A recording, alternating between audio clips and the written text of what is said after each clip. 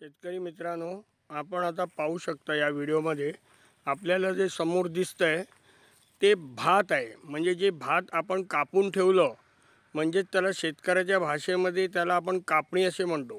ही भाताची आपण कापणी केली आणि त्याच्यानंतर हे अशा पद्धतीने भात रचून ठेवावं लागते. आपण पाहू शकता की शेतकऱ्याची किती मोठी कर्तबगारी आहे असं बांधल्यानंतर अशा पद्धतीने रचून ठेवणं. आणि तुम्हाला मी आता अगदी जवळून दाखवतो. आपल्याला दिसेल हा भात आपल्याला दिसतो आहे इथे पहा. हा असा भात असतो. ह्या अशा पद्धतीने आपल्याला तो सगळ्यात जुड्या बांधून असा ठेवावा लागतो. आता हा सगळा भात मी तुम्हाला दाखवतो एकदा पूर्ण संपूर्ण चारी बाजूनी फिरून. पाहू शकता आपण कसं आहे ते. आणि त्याच्यानंतर हा छोटासा आणखीन तिकडे सुद्धा एक भात आहे. आणि आता आपण इथे पाहू शकाल की ह्याच्यानंतरची आपली प्रोसिजर आहे ती म्हणजे भाताची झोडणी करायची. म्हणजे काय होतं, या जुडीतनं भात मोकळा होतो आणि तो भात हे बघा ही सिस्टम बनवलेली आहे. आपण बघू शकता खाली ताडपत्री कपडा वगैरे टाकलेला आहे म्हणजे जेणेकरून भात हा कुठे बाहेर वेस्ट जायला नको. झोडल्यानंतर तो भात आपल्याला आपल्या तेवढ्याच भागात पडला पाहिजे. आता आपण पाहू शकता की त्यावरती जेवढ्या त्या जुड्या होत्या भाताच्या त्यातल्या अर्ध्या जुड्या आपण काढून घेतलेल्या आहेत. या बघा या पद्धतीने अशा इथे सगळ्या लावून घेतलेल्या आहेत या जुड्या. अशा पद्धतीने बघा आपण पाहू शकता अशा पद्धतीने लावल्या म्हणजे जेणेकरून आपल्याला फटाफट एक एक जुडी उचलून जोडता येईल. आणि हे बघा हे जेव्हा आपण जेव्हा जोडणीचं काम चालू करतो त्यावेळेला भाताची आपण अशा पद्धतीने पूजा करतो.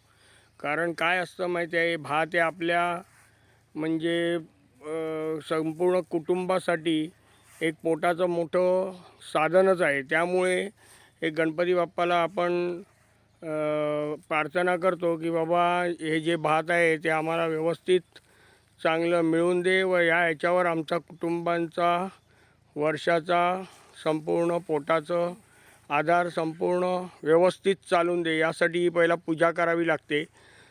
आणि आता तुम्ही पाहू शकता की कशा पद्धतीने ही पूजा चालू आहे. आणि आता नारळ फोडून ते आता सुरुवात करतील पूजेला.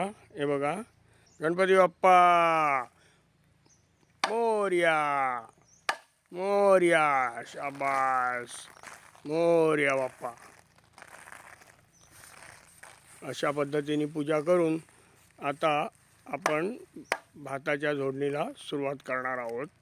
आता आपण पाहू शकता की संपूर्ण या भाताच्या ज्या मोळ्या आहेत या चारी बाजूला आपण टाकून ठेवलेल्या आहेत. आणि त्यातून एक एक मोळी घेऊन आता यांचं झोडण्याचं काम चालू झालेलं आहे. बघा आता हे झोडायची पद्धत कशी असते बघा. हातात मोळी घेतल्यानंतर ती मोळी पाठीमागून पुढे आणताना जोरात आपटली जाते. आणि जेवढी जोरात आपटणार तेवढ्यात त्याच्यातनं भात निसटून ते बाहेर पडत असतं. असं कमीत कमी एक मोळी आहे ती कमीत कमी 8 ते 10 वेळा अशा पद्धतीने आपटावी लागते. आणि त्याच्यानंतर त्यातलं भात हे निघून जातं. तुम्ही याच्यामध्ये बघू शकता भात निघून गेल्यानंतर प्रत्येक जो कामगार आहे ती मोळी नीट तपासतो की त्यातला भाग संपूर्ण गेला आहे ना निघून. आणि नंतर ती मोळी बाहेर टाकून दिली जाते. बाहेर टाकून दिली जाते म्हणजे नंतर ती पुन्हा आपण रचून ठेवतो. कारण ती मोळी आपल्याला गुरांसाठी म्हणजे बैलांसाठी म्हैशींसाठी आपण ती विकतो त्यांच्या खाण्यासाठी. तर त्यासाठी ती लोक येतात ज्यांच्याकडे बैल आणि म्हैशी गाई म्हैशी वगैरे आहेत ते लोक आपल्याकडनं खरेदी करण्यासाठी येतात आणि ते घेऊन जातात. जो काय त्या दरवर्षीचा भाव वेगवेगळा असतो. आता त्याचप्रमाणे तुम्ही बघा कसे बघू शकता तुम्ही एक कमीत कमी नाही म्हटलं तरी 8 ते 10 वेळा ती मोळी आपल्याला हे करावं लागते. म्हणजे साधारणतः नाही म्हटलं तरी अर्धा मिनिट एका मोळीला झोडण्यासाठी जातो. या पद्धतीने दिवसभर काम चालू असते व जवळजवळ हे काम आता 2 दिवसामध्ये पूर्ण होईल. आता आपण पाहू शकता आपल्याकडे बघा. आता पहिला तुम्हाला मी कापणी कशी करायची ती दाखवली.